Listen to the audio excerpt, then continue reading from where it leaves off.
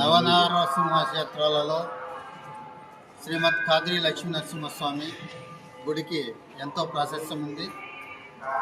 ఈ గుడిలో ఈ మధ్యకాలంలో కదిరి ప్రాంతంలో ఒక అపోహ భక్తుల్లో అయితేనేమి ప్రజల్లో అయితేనేమి ఒక అపోహ చక్కర్లు కొడతా ఉంది. దానికోసం అది మా కదిరి జనసేన పార్టీ దృష్టికి రావడం జరిగింది. కొంతమంది భక్తులు మా దగ్గర వచ్చి ఆవేదన వెలిబుచ్చడం జరిగింది. దానికోసం మేము ఈరోజు కదిరి జనసేన పార్టీ తరఫున శ్రీమద్ ఖాద్రి లక్ష్మీ నరసింహస్వామి దేవస్థానం కదిరి ఈఓ గారిని కలవడం జరిగింది.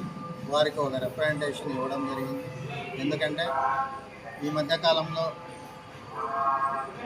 కదిరి లక్ష్మీ నరసింహస్వామి గుడిలో పనులు చేయడం జరుగుతూ ఉంది.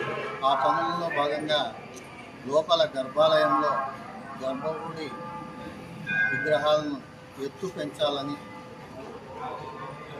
అలాగే కోనేరులో సీపేజీ నివారణ కావట్లేదని చెప్పేసి చాలామంది భక్తులు అయితేనేమి ధార్మిక సంస్థలు అలాగే కదిరి ప్రజలు చాలామంది మా దృష్టికి తీసుకురావడం. దానికోసమని ఈరోజు ఈఓ గారికి కలిసి ఒక రిప్రజెంటేషన్ ఇవ్వడం జరిగింది.